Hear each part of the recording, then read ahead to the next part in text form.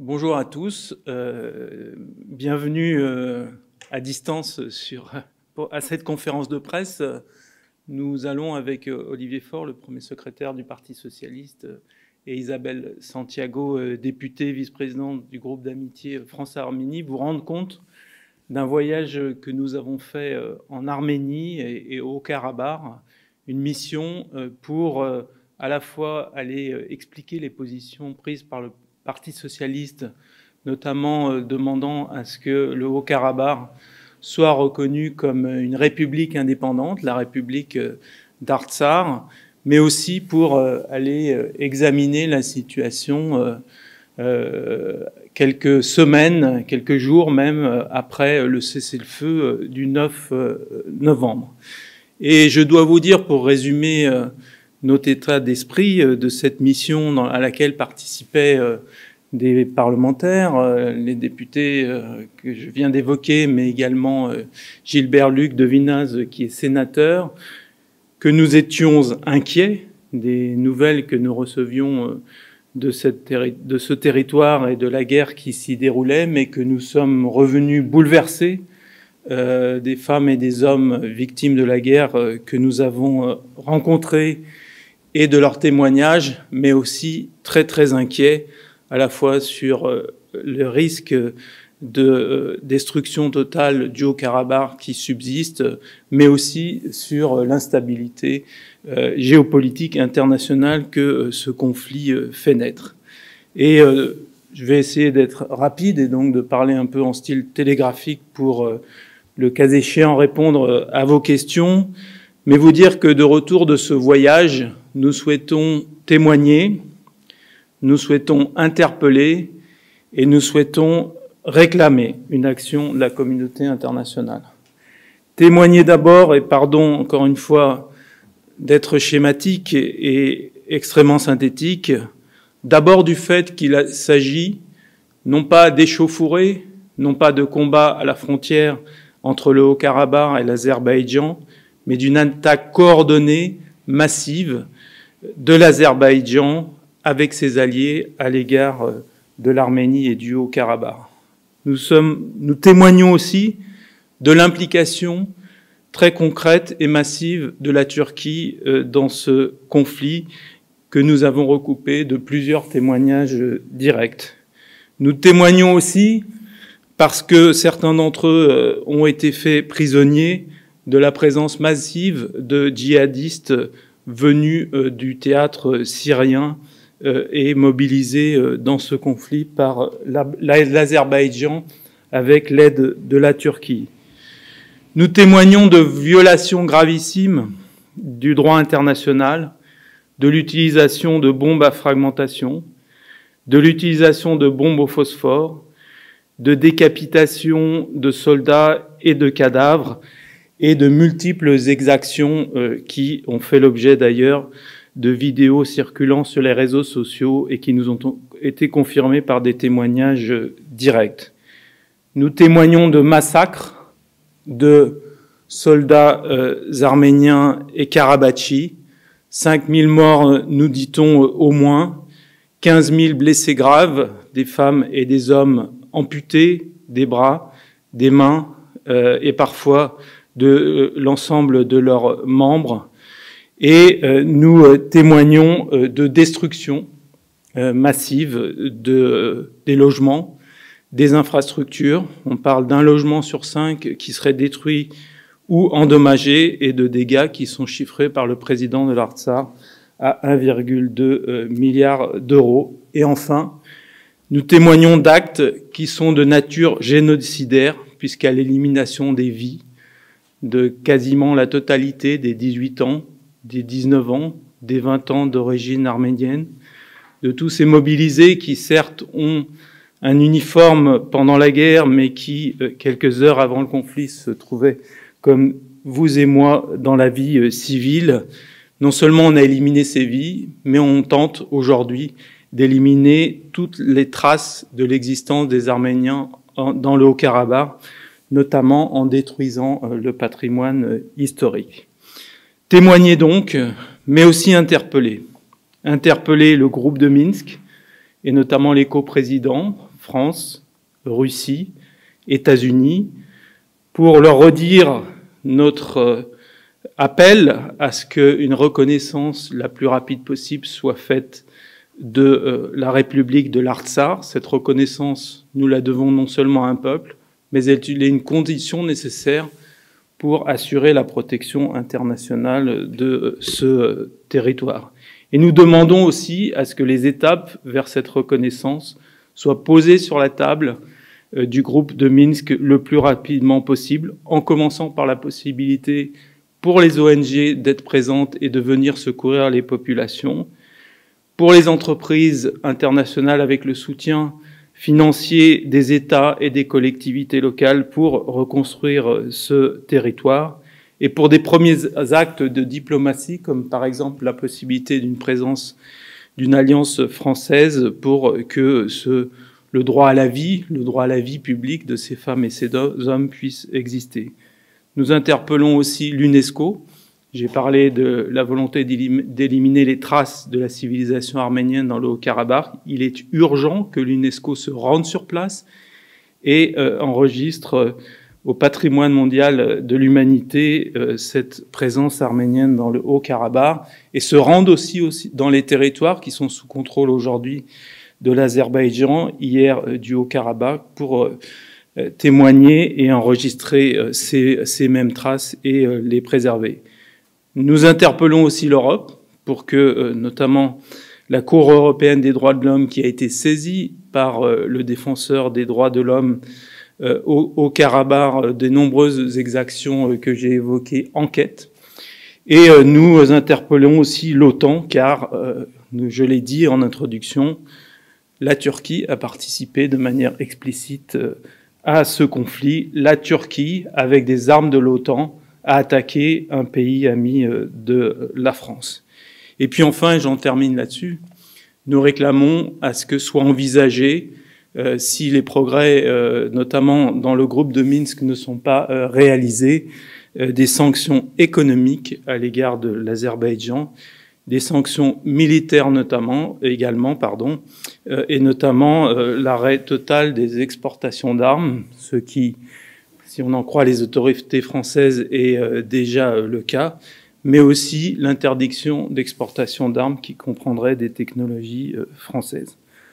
Je conclus en disant que, au fond, être présent, comme nous l'avons fait, nous, symboliquement, puisque nous sommes un parti d'opposition, et pour la France, et nous le souhaitons par la reconnaissance et par une action en soutien très forte, c'est défendre nos valeurs, et c'est déjà beaucoup, mais c'est aussi défendre la paix avant qu'il ne soit trop tard, parce que qui nous a été dit, notamment par le président de l'Artsakh, c'est qu'il a eu le sentiment que son territoire avait servi de terrain d'expérimentation de nouvelles armes de guerre, et notamment de drones, et que d'autres attaques se prévoient, et les menaces notamment qu'on a pu voir à Chypre, dans les eaux territoriales grecques et en Libye, avec la présence de la Turquie, doivent non seulement nous inquiéter pour ces pays-là, mais nous inquiéter pour la stabilité et la paix dans le monde.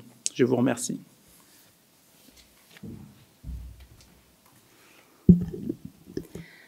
Bonjour, donc j'enchaîne sur peut-être un point sur la question sanitaire et sociale qui m'a beaucoup touchée dans ce déplacement et qui nous oblige tous, à la communauté internationale, d'apporter notre soutien au peuple arménien, qui est un peuple ami, qui ne doit pas être un peuple invisible dans cette partie du monde et du Caucase, qui est en pleine mutation, comme l'a dit Jean-Marc, sur les plaques et la stratégie que peuvent avoir certains pays sur le plan de la politique intérieure de cette partie du monde. Mais comme l'évoquait Jean-Marc, nous avons été frappés, nous avons rencontré, pour une fois, c'était pas un déplacement, souvent dans les déplacements on rencontre des personnalités, là on en a rencontré, mais on a eu la chance de rencontrer les acteurs de terrain, les citoyens, ceux qui avaient souffert de la guerre, des jeunes qui n'ont que 18 ou 20 ans et qui ont vu tous leurs camarades de combat être tués et eux être blessés. Et donc, à travers ce déplacement, il y a une humanité, il y a un internationalisme sur lequel nous sommes mobilisés. Et surtout, nous avons été extrêmement, je dirais, humainement touchés sur les questions des blessés. Les blessés, il faut voir ça sur le temps long. L'Arménie, c'est un petit pays, c'est 2 millions d'habitants. La jeunesse qui est dans sa génération, pour beaucoup, décédée, mais celle qui est blessée, c'est des blessés qui prendront le temps long. C'est l'équivalent de grands dispositifs comme nous pouvons avoir en France, comme Garches ou d'autres. Ils n'ont pas forcément tous ces hôpitaux adaptés. Les médecins français sont tous mobilisés pour apporter leur aide, mais il est nécessaire que la communauté s'inscrive sur le temps long par l'aide économique qui permettra sur le plan sanitaire d'accompagner tous les blessés, y compris dans quelques mois où de blessures de guerre extrêmement graves, ils prendront conscience qu'ils ne pourront pas remarcher, qu'il faudra les appareiller. Quand on a 18 ou 20 ans, ces traumas sont extrêmement graves. L'avenir pour un petit pays comme l'Arménie, dans une disposition géographique aussi importante, aussi instable, et sur le Haut-Karabakh, nécessite que les ONG puissent les accompagner, qu'un hôpital de campagne puisse être mis sur place pour opérer, mais suivre sur le long terme. Ça coûte des millions, évidemment, d'euros, mais des millions aussi de dollars, suivant les communautés qui se mobilisent. Mais en tout cas, sur les ONG à l'échelle internationale, il y aura besoin du temps long. Ce temps long nécessite qu'on ne les voit pas de manière invisible, et que ce qui se passe sur cette partie du monde nous attire tous sur un regard où il nous faut les accompagner. Et ce n'est pas juste du one-shot avec une guerre qui s'est passée actuellement, c'est s'inscrire sur le temps long pour toutes ces familles. Pour préparer l'avenir, pour stabiliser, comme le disait Jean-Marc, il faut que le groupe de Minsk puisse reprendre la parole et puisse peser. Il faut que la France puisse peser de tout son poids. Apporter un avion ou 2 avions sanitaires, ce que fait la France, c'est bien, c'est pas suffisant parce qu'il faut des couloirs sanitaires. Ils ont besoin, des grands besoins sur le plan sanitaire. Sur le plan social, eh bien, c'est 40 000 personnes qui reviennent à Stepanakert qui ont tout perdu, y compris leur terre. Donc, pour construire un avenir pour eux, pour leurs enfants, pour les petits qui sont sur place, il faut qu'il y ait cette capacité d'accompagner ces familles. Quand vous avez des villes comme Stepanakert, qui sont des villes très pauvres, qui sortent de la pandémie mondiale, du Covid, qui touche tout le monde, de la guerre, et qui se retrouvent avec 40 000 personnes à accompagner qui n'ont plus rien, nous imaginons bien évidemment à l'hiver les situations sociales qui sont posées. Donc je crois que le Parti socialiste, en tout cas, s'honore de ces questions internationales, de remettre cette question de l'Arménie au cœur des politiques publiques. Et c'est vrai que cette question sanitaire et sociale va être aussi extrêmement importante et, comme je l'ai dit, va s'inscrire sur le temps long. Et évidemment, on compte sur un ensemble de personnes pour se mobiliser, mais la collectivité et l'ensemble de la nation, mais aussi toutes les diasporas évidemment arméniennes dans le monde, mais aussi tous les citoyens on doit pouvoir, au sein des ONG, laisser la place maintenant à la reconstruction, à la stabilisation et surtout accompagner ce peuple qui a beaucoup souffert et qui doit s'inscrire, comme je vous l'ai dit, sur le temps long pour réparer ce qui est réparable quand cela est possible et en tout cas construire un avenir à ces enfants qui pour l'instant n'en voient pas.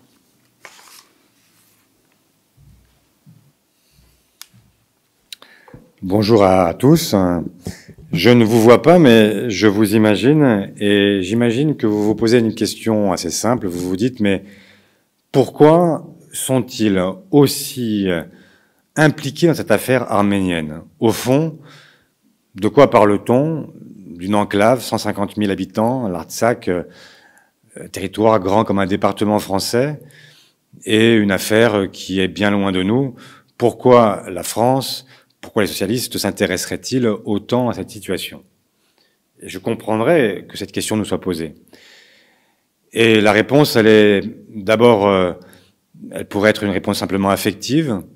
Depuis 1895 et les discours de Jaurès à l'Assemblée qui avaient alerté sur la situation du peuple arménien, nous pourrions dire que nous sommes simplement dans une continuité historique et que les liens affectifs noués avec le peuple arménien, avec sa diaspora, qui est venue notamment après le génocide de 1915, suffiraient à justifier notre intérêt pour ce peuple.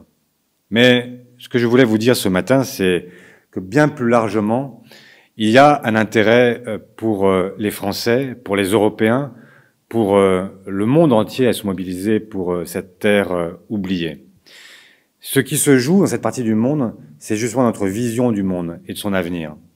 Ce qui se passe en Artsakh, ce n'est pas un conflit anecdotique qui opposerait des peuples qui ne sauraient pas s'entendre depuis des années et des années. Non, c'est d'abord une interrogation posée sur la façon dont on va organiser désormais les affaires du monde. Est-ce que désormais, les empires, nouveaux ou anciens, sont ceux qui imposent leurs lois et qui le font au mépris de toute concertation, au mépris de tout dialogue avec la communauté internationale? Est-ce que, finalement, le groupe de Minsk, dont on a beaucoup parlé, a encore un intérêt? Est-ce que il n'est pas saugrenu de voir un groupe qui, en 30 ans, n'a jamais réussi à solder la question et qui, au bout de 30 ans, finalement, résout partiellement et provisoirement le conflit par un cessez-le-feu sous l'égide de la seule Russie, alors même que la France et les États-Unis, qui sont aussi membres du groupe de Minsk, n'ont même pas été convoqués à la table des négociations. Ça dit quelque chose de notre propre pays, de son rôle. Est-ce que la France a encore un rôle à jouer? Comment est-il possible qu'on ait effacé la France du règlement de ce conflit? Cela dit quelque chose de notre capacité à être entendu ou pas. Ça doit dire quelque chose aussi de notre volonté de marquer un arrêt à cette progression qui sert de jurisprudence pour les affaires du monde. Aujourd'hui, ce sont les Arméniens. Hier, c'était les Kurdes. Demain, ce sera les Chypriotes grecs. Après-demain, les Taïwanais. Et je pourrais continuer en Ossétie, en Crimée, en Ukraine. Partout dans le monde, il y a des conflits aujourd'hui qui ne peuvent pas se régler sur la seule base de la force, de la puissance la plus proche. Ça doit reposer sur des règles communes, sur une volonté commune, sur la volonté aussi de respecter les peuples, de respecter l'histoire, de respecter les cultures, de respecter les religions, de faire en sorte que la diversité du monde soit préservée. Et c'est tout cela qui est en jeu aujourd'hui en Artsakh. Et c'est la raison pour laquelle j'ai écouté Jean-Marc, que j'écoute maintenant quasiment tous les jours, faire des comptes rendus partout où il le peut, et le faire avec, vous l'aurez senti, une certaine émotion, comme ce que vient de rappeler Isabelle sur la situation humanitaire dans cette partie du territoire. Et si je les écoute toujours avec la même émotion, c'est parce que leur émotion est aussi la mienne. J'ai le sentiment qu'il se joue quelque chose d'important, de grand, de puissant, et que nous sommes, comme trop souvent, sourds à ces alertes, que nous ne prenons pas conscience de ce qui se joue. Je ne veux pas faire de parallèle historique idiot, mais on le sait bien aussi. À chaque fois que le monde reste silencieux, à chaque fois que nous nous taisons, à chaque fois que nous tournons notre regard ailleurs, eh bien, finalement, notre lâcheté conduit à des situations bien pires encore dans les années qui suivent. Voilà, donc il est pour nous extrêmement important de témoigner, d'exiger et de faire en sorte que ce précédent n'en appelle pas d'autres. La situation est compliquée et Jean-Marc tout à l'heure a dit que nous étions rentrés bouleversés. Nous sommes aussi rentrés avec le sentiment que la gestion de la suite allait être très compliquée. Avec un président Erdogan qui a pris de l'assurance dans ce conflit. Quand il était à Bakou, il est venu célébrer la semaine dernière sa victoire. On n'était pas dans une histoire où les Turcs avancent masqués derrière un allié azéri et cherchant à gagner en puissance, etc. Non, il est venu revendiquer avec son allié Aliyev à Bakou la semaine passée, en faisant l'apologie d'Enver, dont chacun se souvient qu'il est l'un de ces hommes du triumvirat qui, parmi le régime jeune turc, au début du siècle passé, a été à l'origine du génocide. Je ne sais pas si quelqu'un comprend ce que cela veut dire, mais faire aujourd'hui l'apologie de quelqu'un qui lui-même est un criminel de guerre, un criminel contre l'humanité, c'est laisser penser que, eh bien, finalement, ces gens-là peuvent être réhabilités dans nos histoires collectives. qu'ils peuvent servir d'exemple. C'est l'âme d'Enver qui a été célébrée par le président Erdogan. Eh bien, c'est justement cela que nous devons aussi condamner fermement. Jean-Marc l'a dit, nous sommes dans l'OTAN. Nous sommes des alliés des Turcs. Ça suppose une explication. Comment des armes de l'OTAN peuvent servir à abattre des soldats dans la force de l'âge? Comment il est possible qu'un allié dans l'OTAN puisse aujourd'hui se permettre ce type d'exaction et d'utiliser des armes qui vont ensuite servir de modèle à d'autres conflits dans d'autres parties du monde? Comment est-il possible que nous acceptions tout simplement qu'une partie de l'histoire du monde soit rasée avec des patrimoines historiques, religieux, culturels qui seraient effacés tout simplement? On sait ce que cela prépare aussi. Là non plus, pas de parallèle absurde, mais quand même rappeler qu'à chaque fois qu'on cherche à effacer, y compris les traces d'un passage, on cherche à effacer une culture, une religion, un peuple, et c'est une vision génocidaire.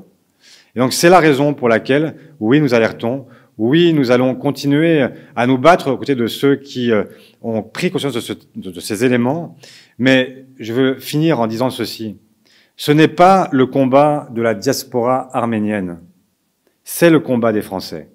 Ce n'est pas le combat de ceux qui ont des origines ou qui ont des liens particuliers avec l'Arménie. C'est le combat de tous ceux qui défendent l'humanisme, qui défendent une vision du monde, qui défendent des rapports équilibrés, qui défendent tout simplement le droit de tous les peuples à exister et à vivre en paix. C'est ce combat-là que nous portons et que nous allons continuer à diffuser dans les prochaines semaines et les prochains mois. Merci, et donc nous sommes à votre disposition pour répondre tous les trois à vos questions, si vous en avez.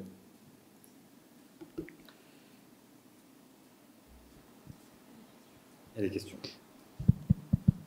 On a une question de Baptiste Bécard de l'AFP qui demande les grands rendez-vous et les étapes de ce déplacement. Quels étaient les grands rendez-vous Peut-être Jean-Marc, Isabelle, a rappelé les...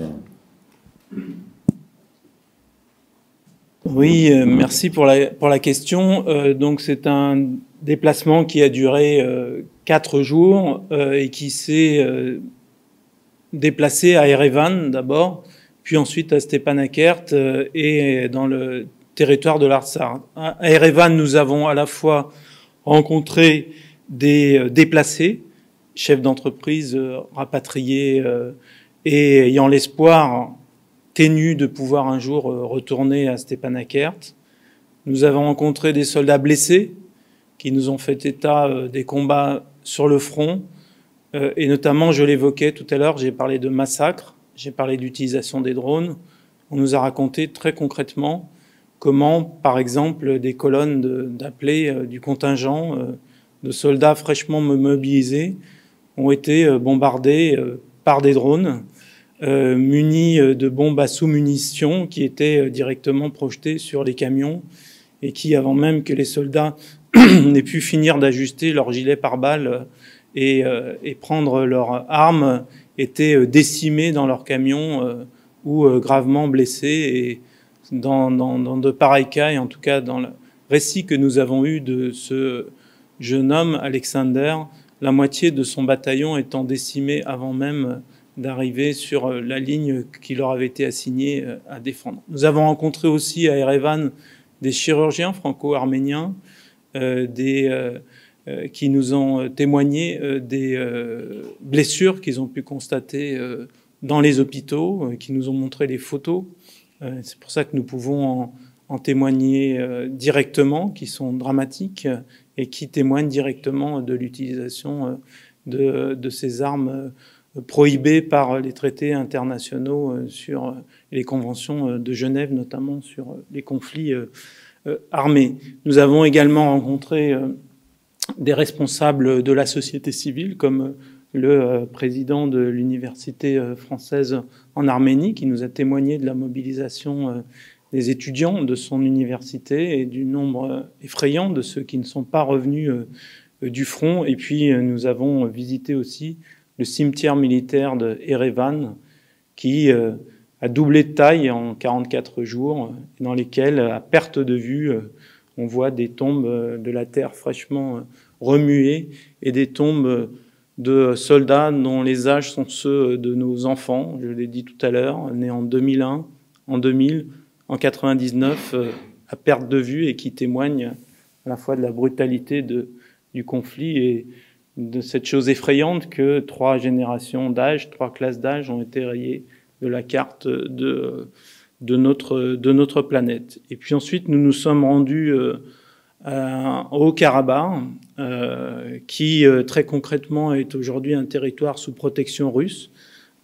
Pardon, on y rentre en traversant des checkpoints avec une force type casque bleu de l'armée russe, très organisée, très massivement présente, très accueillante d'ailleurs pour, en tout cas, les parlementaires et les femmes et les hommes de notre délégation, mais aussi vis-à-vis de la population du Haut-Karabakh qu'elle entend protéger, à la fois évidemment dans les contrôles des accès, dans le déminage. Nous avons croisé des unités de déminage russes, mais aussi dans une certaine discrétion, puisque par exemple dans la capitale Stepanakert, on n'a pas le sentiment d'une occupation, mais au contraire d'une présence russe vraiment en soutien et en protection, comme peuvent le faire les casques bleus de l'ONU. Et nous voulons aussi témoigner de cela. Nous ne sommes pas particulièrement dans nos expressions quotidiennes des fans de l'action de la Russie, mais quand une nation se comporte en protection d'une autre comme elle le fait, il faut savoir le dire. Nous nous sommes rendus aussi sur les zones de front, puisque nous avons visité un village à proximité d'Adrout, qui se situe à quelques mètres de l'endroit où les soldats azerbaïdjanais essaient de tenir un front, et nous avons rencontré des familles déplacées qui avaient leur maison à quelques centaines de mètres d'ici, à la fois dévastées par les combats, mais aussi confisquées par l'Azerbaïdjan, et donc vivant dans des conditions dramatiques, dans un logement surpeuplé, toute la famille étant réunie dans quelques mètres carrés, avec un enfant, Arthur, disparu, pas revenu de la guerre, comme des milliers de jeunes hommes ou de moins jeunes qui sont encore sur le terrain, soit non retrouvés, soit malheureusement disparus et dans des charniers avec des corps que les familles ne peuvent pas récupérer. Donc une situation dramatique, une situation très complexe aussi, puisque nous n'avons pas pu emprunter le chemin de retour qui était prévu, l'armée russe ayant réservé un créneau pour que des soldats de l'Azerbaïdjan puissent utiliser cette même route. Je vous raconte ça pour vous dire qu'on a le sentiment d'un cessez-le-feu qui n'est pas viable pour 2 raisons. D'abord parce que le territoire historique sur lequel vivent et vivaient et ont toujours vécu les Arméniens, qui représentent à peu près 4000 m², aujourd'hui a été amputé de 2000 m² et n'est plus viable, je l'ai dit tout à l'heure, mais aussi parce qu'il y a une telle intrication des territoires sous contrôle arménien et sous contrôle azerbaïdjanais que la situation est extrêmement dangereuse. Et d'ailleurs, quelques heures après notre départ et à quelques kilomètres de l'endroit où nous étions, il y a eu des combats très violents avec des victimes des 2 côtés et une interposition de l'armée russe dans la région, donc qui se situe entre Hadrout et le couloir de Lachin. Et donc, nous avons ensuite, pour finir, parce que c'était la question, le récit de ce voyage, nous nous sommes rendus dans la ville de Martouni, qui elle aussi est frontalière avec la nouvelle zone de contact entre l'Arménie et l'Azerbaïdjan, qui est une ville qui a été détruite à 80% par des bombardements. J'évoquais tout à l'heure des drones avec des bombes à sous-munitions. Les traces en sont présentes sur toutes les façades, sur bien sûr le récit des victimes qui sont là, et sur des zones qui sont devenues totalement inhabitables et qui nécessitent des efforts massifs de reconstruction que j'évoquais tout à l'heure. Et puis, nous avons, et je termine par là, rencontré les autorités de l'Artsar, bien sûr, le président de la République, qui nous a fait un récit très précis de la guerre telle qu'elle s'est déroulée, qui nous a témoigné de l'agression que j'évoquais tout à l'heure, et qui nous a dit aussi très précisément, et le récit que je faisais se fondait aussi sur sa description, ses attentes précises, les nécessités de mobilisation dans tous les domaines de la communauté internationale. Et puis enfin, nous avons rencontré des parlementaires avec lesquels nous avons échangé à la fois sur la situation concrète et sur la situation géopolitique, à la fois des parlementaires en Artsar et en Arménie. Voilà brièvement ce voyage à laquel participaient donc des sénateurs, des parlementaires du Parti socialiste, mais également avec laquelle nous avons partagé ce voyage avec des associations franco-arméniennes qui œuvrent pour aider à reconstruire, d'ailleurs avant même la guerre, à construire et à offrir un avenir meilleur aux populations. Et je voudrais notamment saluer l'action de l'UGAB qui était à nos côtés et qui est présente pour essayer de faire connaître la situation et pour mobiliser des fonds en soutien à l'Arménie et à l'Artsar. Merci. Nous avions une question donc, sur les nouvelles technologies de guerre utilisées lors de ce conflit, mais vous y avez répondu. Et donc, comment expliquez-vous l'absence de la France dans les discussions? Alors, peut-être, Olivier, tu répondras sur la France, mais je vais quand même revenir sur les technologies de guerre très rapidement. Mais ça a été... Le président de l'Artsar nous l'a résumé en disant, dans ces guerres-là, il n'y a plus de zone de contact. Le front, c'est tout le pays, c'est 100% du pays. Et au fond, c'était une guerre avec une utilisation massive de drones, 3 types de drones, des drones d'identification des cibles, et ensuite avec bombardement massif et très précis, à 10 mètres près, nous a-t-on dit, d'une artillerie avec des munitions très très lourdes qui provoquent des trous jusqu'à 3 mètres de profondeur et qui éliminent toute vie sur une zone de front de 800 mètres de long et de plusieurs mètres de profondeur, des drones directement armés avec des bombes à sous-munitions, des drones au phosphore et qui permettent de frapper n'importe où, n'importe quand, avec... je faisais le récit tout à l'heure d'un des soldats blessés qui nous a expliqué qu'à peine monté dans son camion, ils apprenaient que le commandant avait été éliminé par un drone extrêmement précis et manifestement du renseignement qui connaissait cette position-là. Donc on a eu vraiment et de multiples témoignages le sentiment d'une nouvelle guerre. J'ai parlé de boucherie, j'ai parlé de massacre. Cette guerre-là n'avait pas vocation, en tout cas dans un premier temps, à prendre des territoires. Elle avait la vocation à éliminer tous les soldats, un par un, massivement, le plus rapidement possible, et des soldats qui, je le redis, sont des quasi-civils, puisque ce sont des appelés du contingent, et ce sont à 90% des mobilisés volontaires. Tu veux répondre ?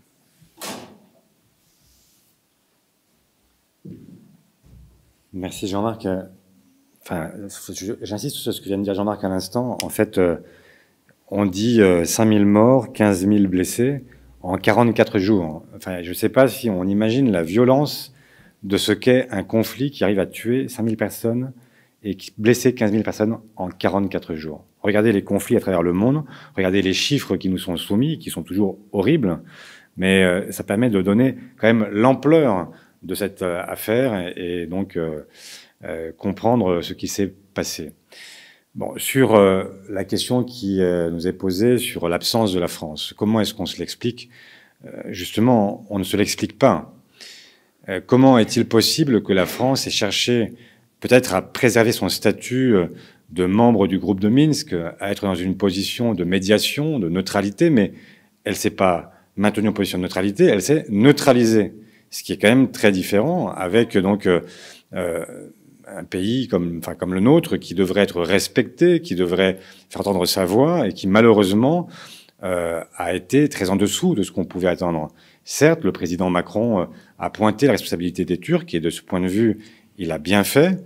Et il fait partie des rares qui, malgré tout, ont cherché à pointer les responsabilités. Mais ça s'est arrêté là.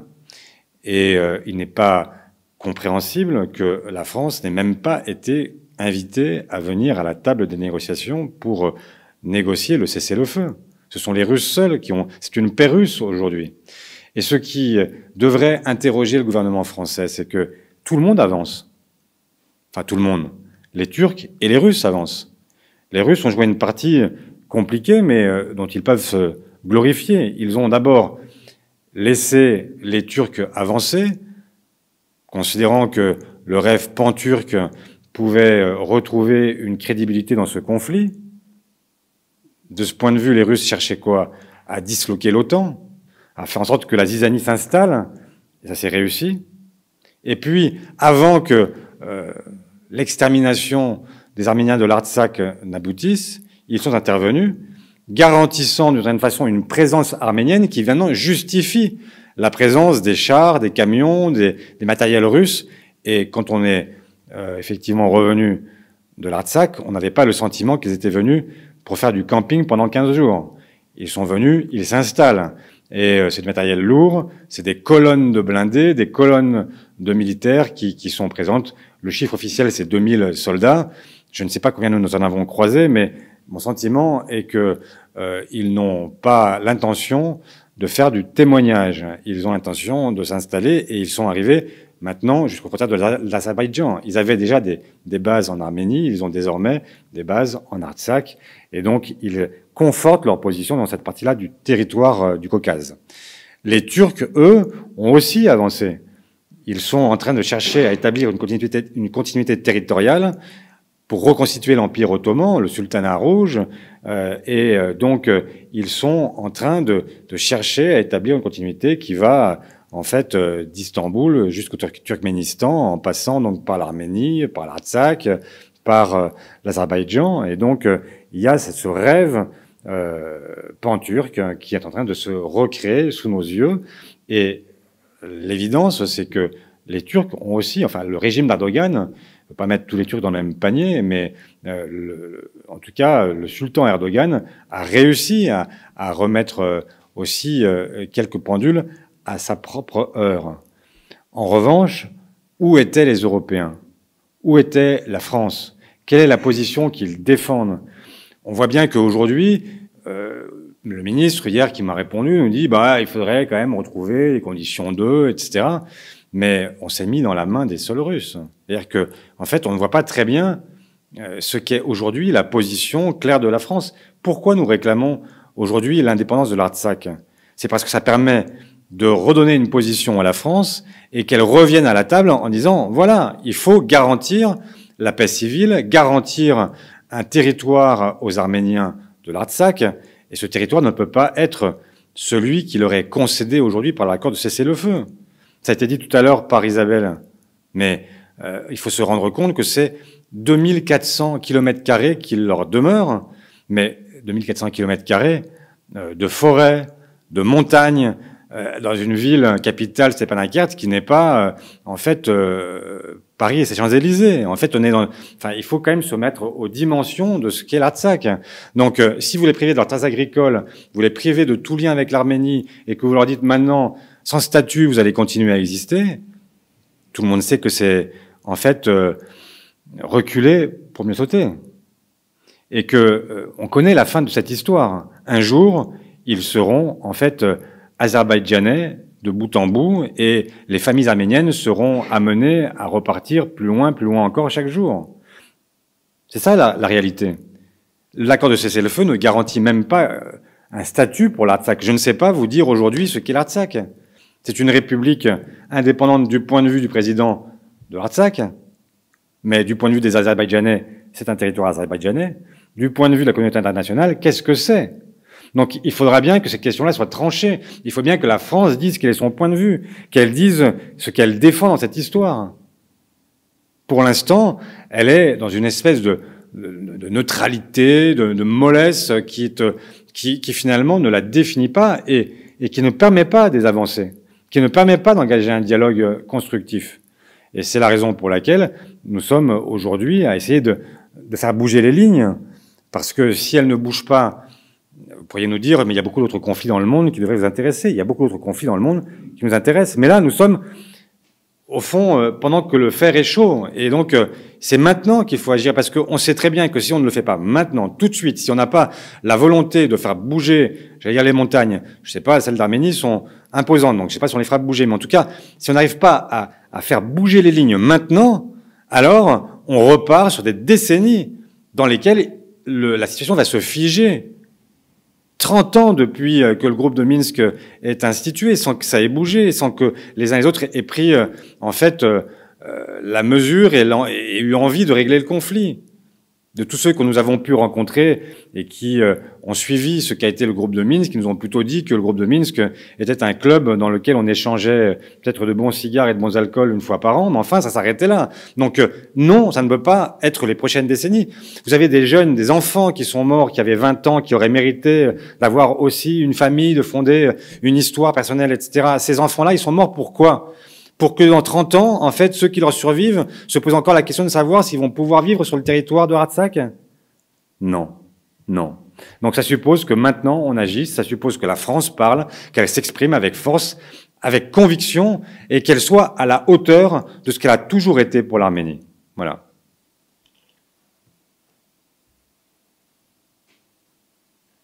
Merci à toutes et tous, puisqu'il n'y a plus de questions. À très vite.